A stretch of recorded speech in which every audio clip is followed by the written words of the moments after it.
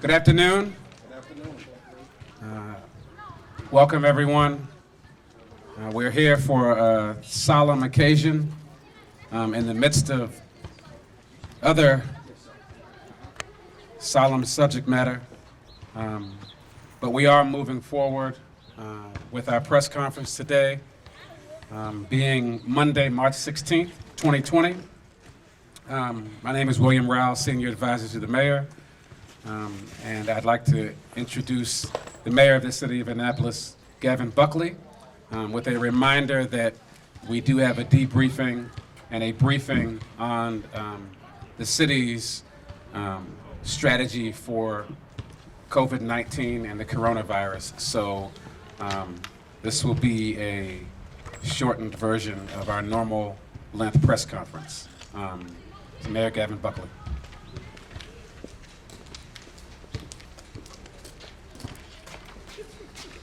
So I just want to thank everyone for being here. We as a city, as a county, as a state, and as a country and as a world are in the middle of a pandemic. But even in these dark times, people depend on government to stand up and do what they're supposed to do. And we're supposed to protect our citizens. And it is heartbreaking that another senseless life has been lost in this community. So I'm here to urge this city to come together and find kindness in this time and find solutions. We have met with the management of this center. We have met with them. They have told us about all the upgrades that they're going to do to this community so we can get the people that we don't want to be in our community out of the community. The people that put our kids' lives in danger, they have to be held accountable. So the development company has told us that they will be giving key fobs to the residents. So only residents and residents' guests can be getting into the community. That they will be securing the vestibules so we don't have the situations that happen around those vestibules. That they will be securing the gates. We have been to this community a number of times to upgrade the lights, to upgrade the cameras. All of these things are important for us to just get a control of the situation at hand. I want to just send our deepest condolences to the family. The family are here who have lost their son. I understand he was on his way to good places, and this sort of thing is just devastating. So, again, we feel, this city feels, this city is sorry. We are here for you, and we got to find these guys and make sure that they don't endanger our children. We know now that the schools are out, there are going to be lots more kids on the street, and we have to protect them. But we can't do it alone. We have to come together as a community. So thank you, everybody, for being here. I'd like to turn it over to the alderman of this ward, Dewan Gay. Please come forward. Thank you very much, Dewan.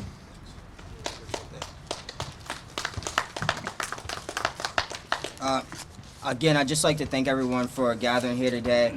First and foremost, I want to send my deepest condolences to the family as they go through this troubling time. Obviously, to the children of the community, as Gavin said, I just want to continue to echo how important it is that we put focus on providing the resources to get through times like this. This is the fourth shooting, third death in this community in just under a year. So it's extremely important that outside of the updates to the community that they'll be doing both on the interior and exterior of the buildings to promote safety, but that we also go back and look at how we can change our response to crises like this within our city. There are a number of ways that we can improve and where we can get better at as far as just providing the opportunities for safety for our residents. And that's my top priority, and that's something that I really would like to get done. As Gavin mentioned, again, it's important that we also create a partnership with our community during times like this and continue to ask for assistance of individuals to come forward. It was broad daylight when an incident like this happened, and as you see behind me, kids are playing and out and about, and then tragedy strikes, and we cannot continue to let that happen, especially with our kids involved.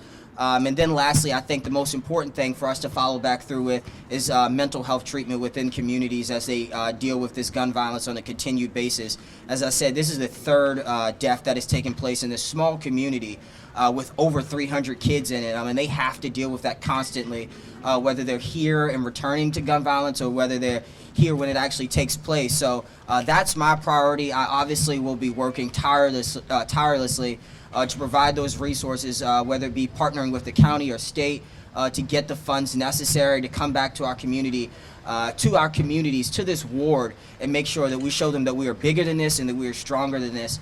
Again, I'm very, very sorry for the loss of a family member, a brother, a loved one, and I look forward to working with our police department and community neighbors and community groups to completely end this violence in our town. So thank you guys very much.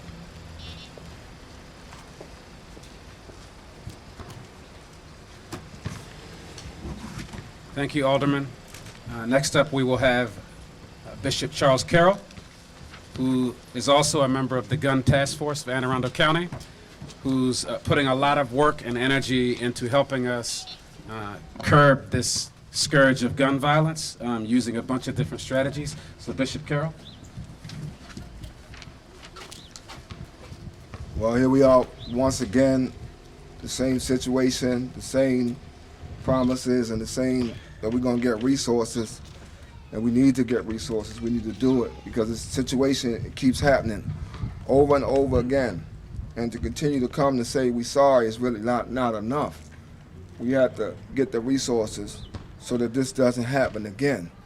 You know, Les was not only was a friend of mine, he was like a brother to me. And he was a member of my church. You know what I mean? To have his life gunned down like that, this shows the violence and the people and the heart of the people in the community. How we've come this place where our life don't mean nothing. And this senseless killing. And then we keep saying the same thing. What we gonna do? The only thing gonna deter these people from killing people is that we got to arrest some people. We got to get these killers off the street. This family is torn up. We are broken. And we keep hearing the same old music over and over again. And we got to change the music and really put the resources here to help the people. Because if not, we're going to be here again. And sorry is just getting played out. We tired of being sorry and sorry. We just got to do something about this thing. It's tragic in the city, in these neighborhoods where we killing each other. And people just sitting back not saying nothing. It could be your child next. It could be your brother next. Until the community works with the police and we work together, we're not going to solve anything. And we have to do something about this. And Mr. Mayor and the staff and whatever funds y'all going to get, y'all need to get those funds down here quick. We said this when the girl was shot up there and got shot in the head. We said the same thing. We're going to get funds. We're going to do this. We have to get them and stop talking about getting them. We got to get them. We got to bring healing to our community. But it starts with the community. The community got to stand up too. It's not just the police. Because we don't live here. We come here and then we go home. And then we hear of it again and then we are reactive. We got to be proactive. We got to be here every day on a daily basis. And I hope and pray that someone will come forward and help us get some justice and help us put this killer or these killers behind bars. They don't deserve to walk around in the street. Nobody has a right to take nobody's life. Only person who has a right to take life is God. And I don't see God out here taking anybody's life, so we have to do something. We got to do it, and we got to do it quick. I know COVID-19 is out here, but these murders, they have to stop in a city this small. I mean, we can do it if we really work together. That's all I have to say.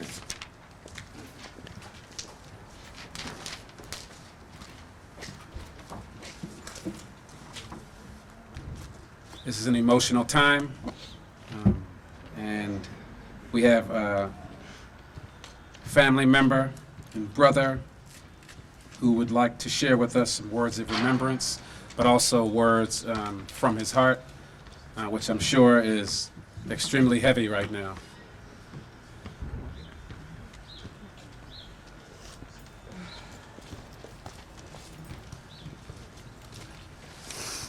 Thanks everybody for coming. I just want to say, my little brother, wow, I mean, I I'm lost for words right now.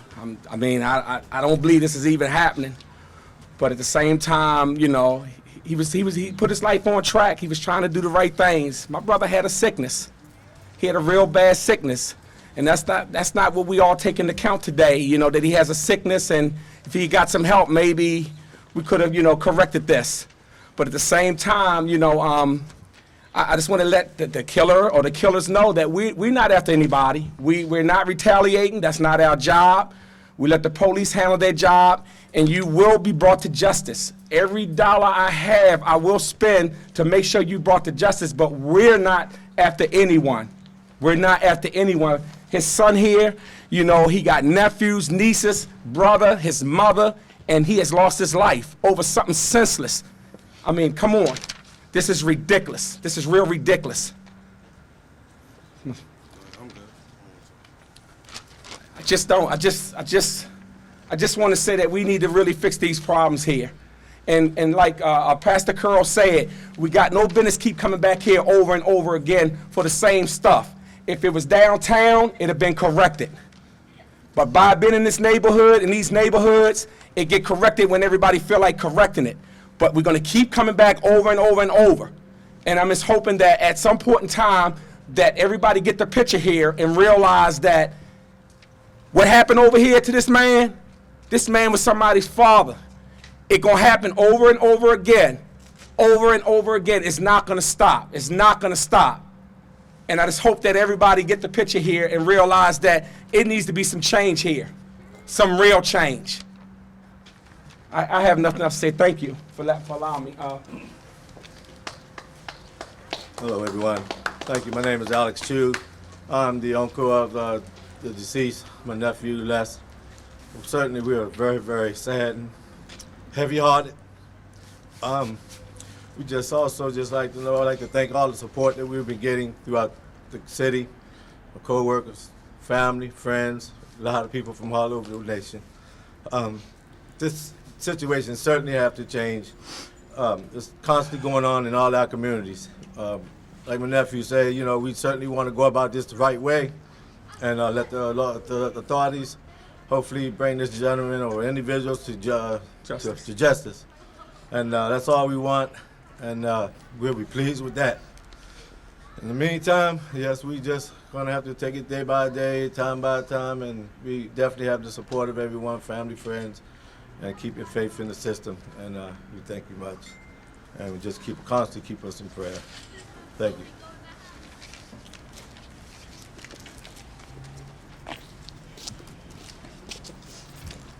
For the family, can we have a moment of silence in remembrance?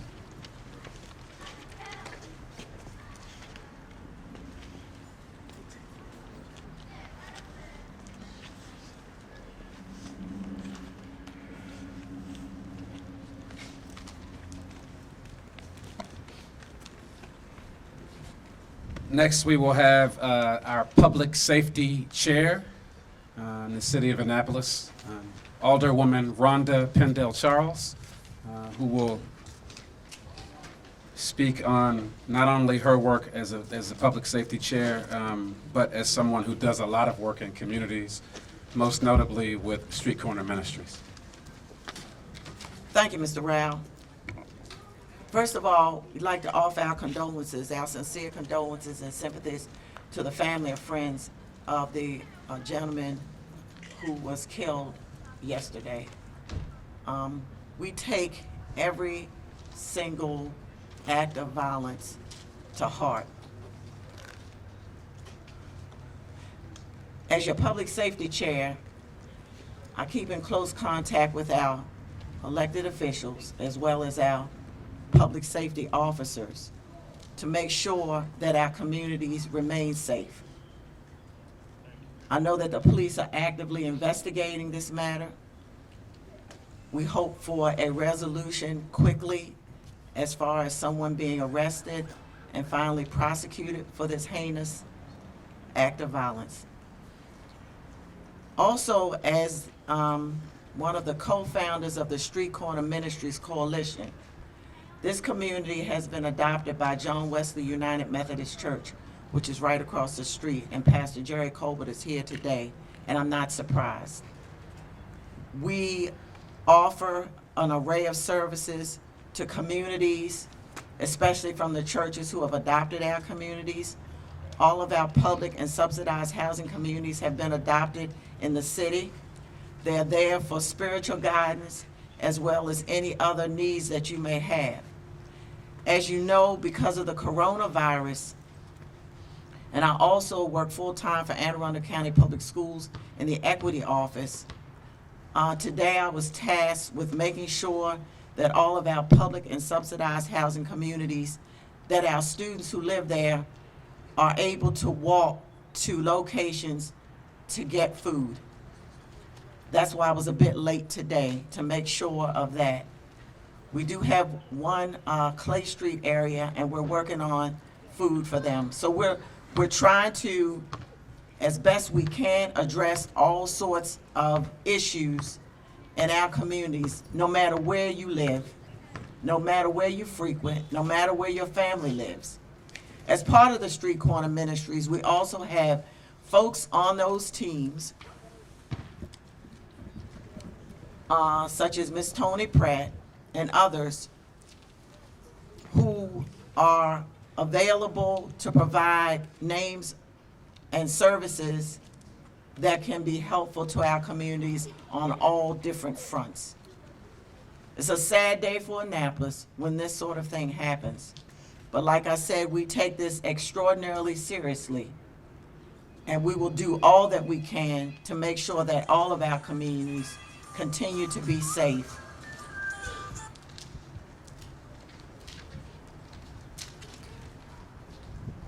The Street Corner Ministries Coalition, as well as the city, is here and available for you whenever you need it.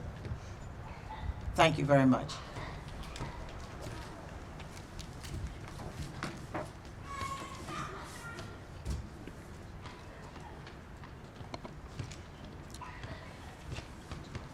Coming up now, we will have a community advocate who has worked tirelessly in communities impacted not only by violence, but what we know has been another key issue in a lot of our communities, which is substance use and abuse, as well as educational issues, and those things that deeply impact families in this city. And her name is Tony Strong Pratt, and she's going to come up and say a few words to us from her perspective. So thank you.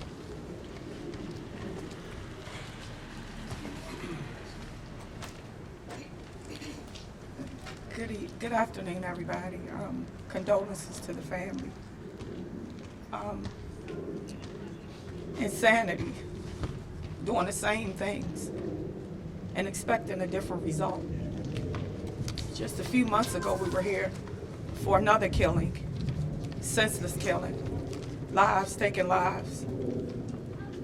We had a meeting in the rental office with the neighborhoods, and the police told us that they would check on getting a tent or something to cover the body from the trauma of kids walking around having to see a body lay on the ground for hours and hours. Another murder happened down in Oxford Land, and then the body laid and there was no tent. Still, there's no tent. I don't know whether the protocol hasn't been put in writing or what the hiccup has been, but when we hold our leaders accountable, we expect results. We all take the blame in this because it's a puzzle piece, and we all have a piece to the puzzle. But it's not enough to show up after the shootings.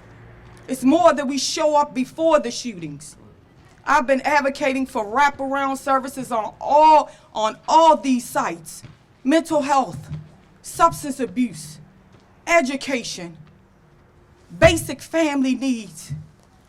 We need to build a foundation, housing, a foundation. Because if we don't have a firm foundation, we're going to be coming here month after month, year after year, and we all are a piece to the puzzle. So I would that this death would serve notice on every leader, everybody who calls themselves a leader, every advocate, every mental health service, every educational person, that today we join forces. Because things happen, as Carl Snowden says, when we link arms and we work together. No more is it I, but we. Because it's going to take we, along with the community, along with changes in mindsets, along with people showing hope that there is a different way. Because we think that killing is the answer, but it's final to a temporary situation. So again, I offer my condolences, because I used to live here. Les did have an illness, and my husband and I run a support group for addicts and codependents. Not because we just started to do so, but because we've overcome, and now we want to give back. So I would that all of us would not pass blame, but link up and see what we can do to help create a change, a lasting, effective, sustainable change to this gun violence. Thank you.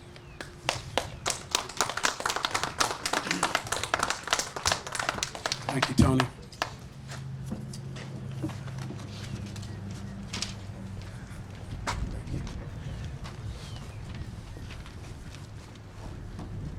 At this time, we will have words that echo a lot of what we've heard, and that's the intersection between housing, treatment, economics, mass incarceration, workforce. All of those things intersect, and it's unfortunate that we're focusing on them now. I will say that there's been a lot of efforts from a lot of meaningful people, and we just have to work together. So I want to echo what Tony said. Coming up right now is Pastor Jerry Colbert, who is not only a pastor, but is a community level advocate, activist, and worker who works particularly in this community through Street Corner Ministries. Pastor Colbert. Thank you, Bill. My condolences first to the family. When I got the call, I was here last night on behalf of the chaplaincy of the police department, and how heart-wrenching it was to see a brother and grandmother and folks stand behind the yellow tape and have their relative on the other side laying on the ground and no sense of communication. My hearts go out to the family. But I also like to say, in working in this community for the past 3 years, I want to say to the community, when is enough enough? When will we stop harboring bad behavior? There are never any good results from bad behavior. I will continue to work with Tony. I will continue to work with the alderman, the mayor, the police department to help to make a change here. But our fight is against management here. We've had many issues and many problems. Yes, we do have new cameras here, but security we have new security here. We hope that things will change. I would like to say to Pastor Curl, if there's anything that I can do as a pastor or John Wesley can do in help and support this family, please let me know. But if there's any community folks out there, when is enough enough? We will challenge you to come to a meeting to put together a strategic plan that hopefully we can put into action to take this community back. Thank you.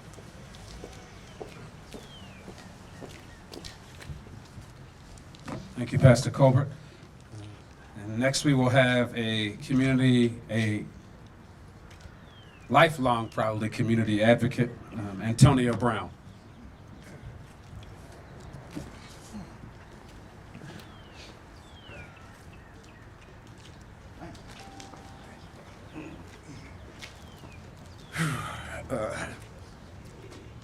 This is a hard thing for me to do, because I've known the family some 40 plus years. And last night somebody snatched a part of me from me, because Les was like my nephew, and he was a good guy. But I'm somebody who is no stranger to dealing with those who would murder or the victims. And I know change can be made, because in our neighborhood, I helped to bring about that change. And we used to have murders like this, but it took people getting out on the sidewalk, walking and getting to know people, to gain some rapport with those in our community who are doing wrong, to the point where they might listen to you. Now, there ain't no shortage of problems and issues facing black and brown folk across this country. But black on black murder is something that has to stop. Because I look at the big picture, and the big picture for me is Baltimore City recorded over 300 murders last year. Another 1,600 people shot who survived. Well, I add both of those numbers up because I don't deal with police stats, because to me, they deal with calls for service, not the reality. And the reality is almost 2,000 people somebody tried to kill in Baltimore City last year.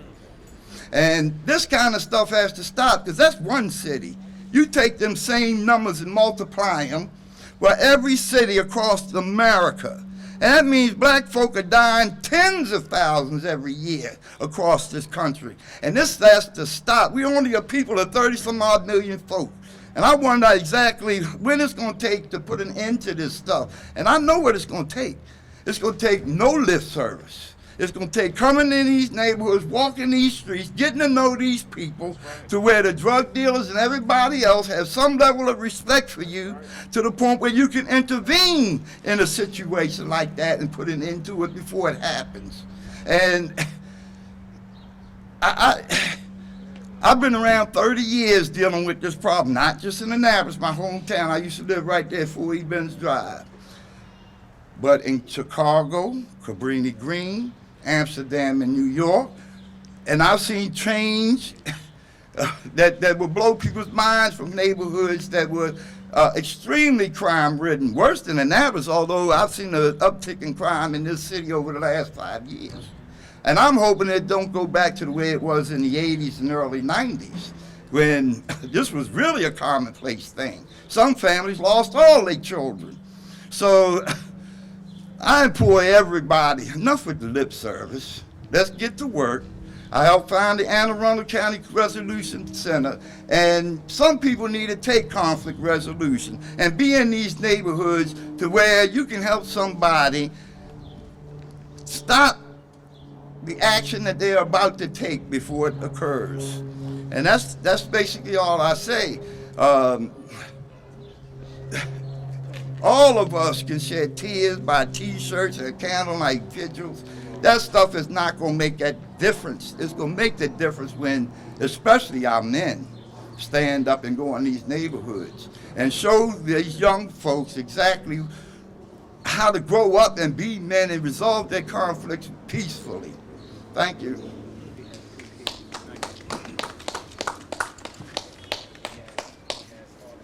Wise words from our elders.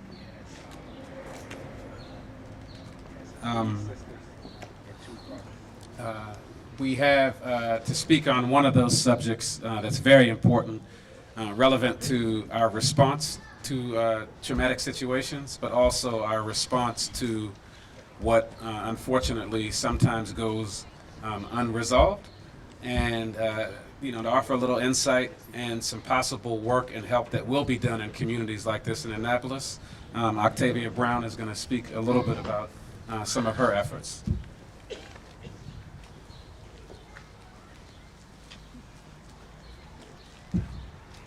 Hello and good afternoon. I would like to first start by once again extending my condolences to the victims of this just another senseless crime and senseless act of murder. My name is Octavia Brown. I am one of the founders and executive director to Annapolis Coalition of Black Progressives, a PAC that we have here in Annapolis. But I am also a social worker, and I am a mental health therapist. I work for a local agency in Millersville and Anne Arundel County, and I go into the homes and I give and I render mental health therapy. And so I specifically am very passionate about working in low-income and urban communities. I do this because this population is often underserved and not seen. And there are often people make their own theories about why there is such high levels of crime in these communities without really truly understanding what is happening and what takes place. And I think it's important for us to understand that there are many factors that contribute to crime and senseless acts of murders. Factors such as environmental factors, biological factors, socioeconomic factors, and behavioral health all play a very important part into what breeds criminal activity. And so what I am here today is to be an advocate on behalf of mental health and behavioral health services. And so let me make this very clear. When we go to the doctors and there's something wrong with us, we know that there's something wrong with us because our body is telling us that something's not right. So that might mean that we have a headache, or that we have a rash, or we're throwing up and we're losing weight.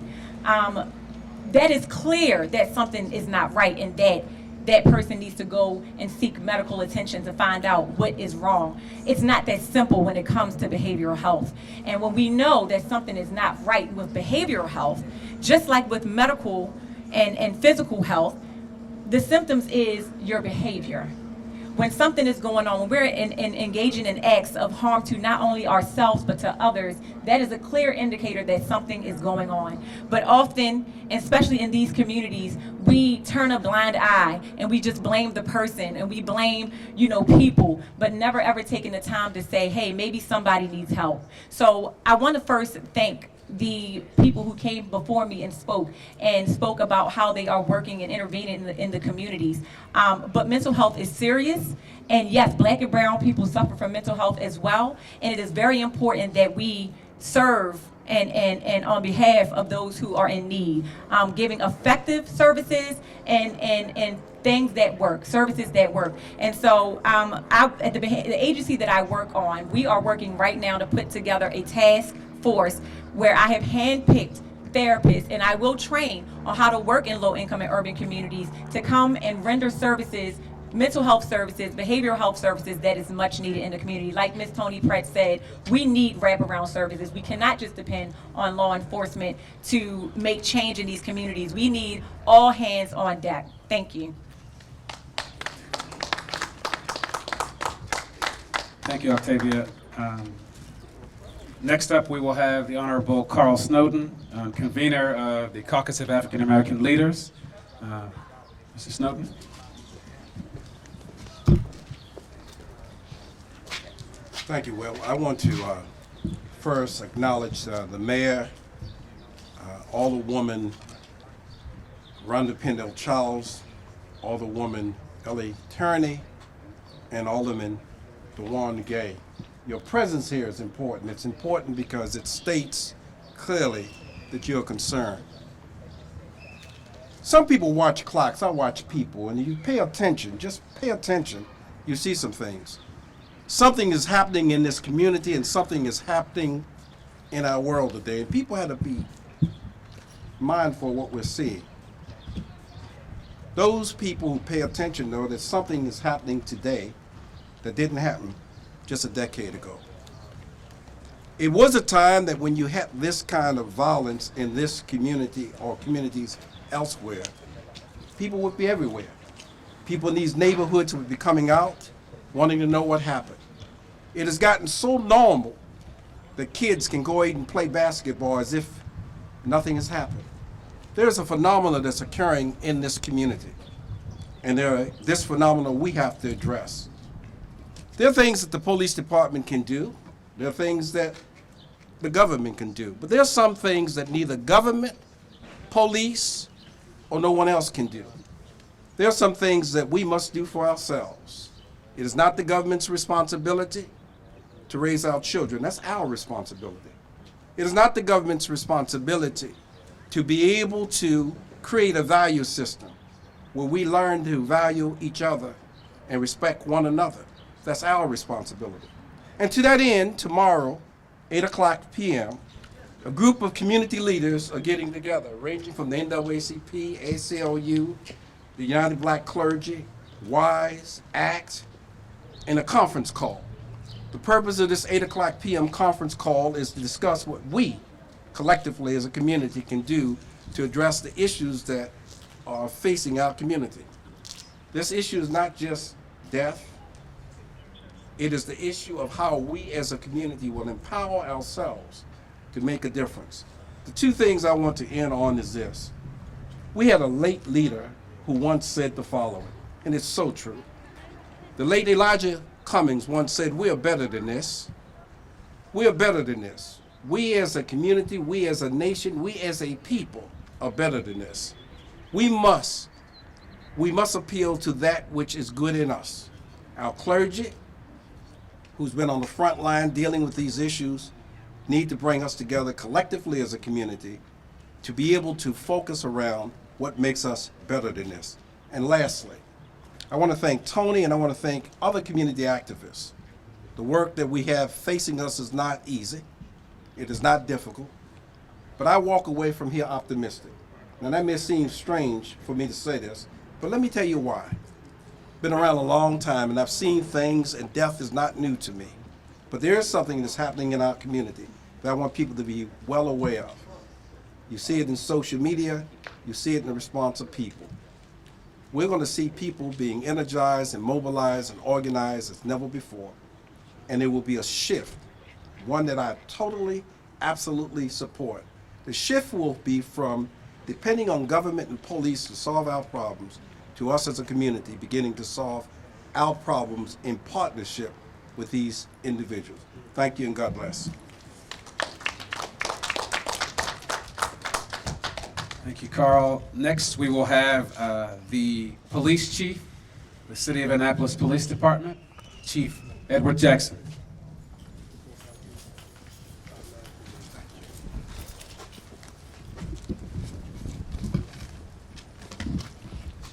Good afternoon. First of all, I'd like to give you a quick overview of the events as we know it preliminarily. Preliminarily, we know that the victim, a 50-year-old black male, was shot while he was in a unit block of Ben's Drive yesterday at about 6:20 p.m. He was shot multiple times.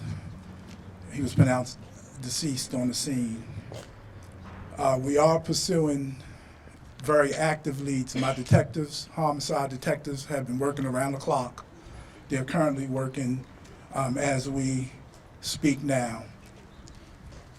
But what I like to say is, since 2018, shortly before I got here, we've had 6 murders in the city of Annapolis. 3 of the 6 have been here. As you well know, in 2018, in the fall of October of 2018, Corey Johnson was murdered in this complex. Almost a year to the day, Tierra Taylor was murdered in this complex. They were 27 and 30 years old, respectively. We can't do our job unless we get full cooperation from the community. I'm here today to appeal to you that we need cooperation from the community. Anything that you saw that day, anything that you may hear, please come forward. You can do so anonymously. We're not asking you to come on camera, nor are we asking you to come to the police station. We're asking you to call Metro Crime Stoppers and give us the information, and we'll follow up on those leads. I'm encouraged about what we have so far. It would be inappropriate to discuss the details because we don't want to compromise the case. I will say this, that my officers were in the complex. In fact, we saw the deceased a little while before and kind of spoke to him. I won't talk about that either. But we were in the area when the shooting occurred. That, to me, sends a very troubling trend when a gunman feels that they can execute individuals while the police are nearby. That shows you the gravity of the social problem that we have. And I don't have anything else other than to add that we have to come together as a community and say enough is enough. Like I said, 3 of the last 6 murders have been right here in Ben Ridge. And what that says to me as your police chief, that people think it's okay to come here and do it with impunity. And we're committed to make sure that we regroup and that we make it difficult, if not impossible, for any individual to come here and think they commit those type of crimes.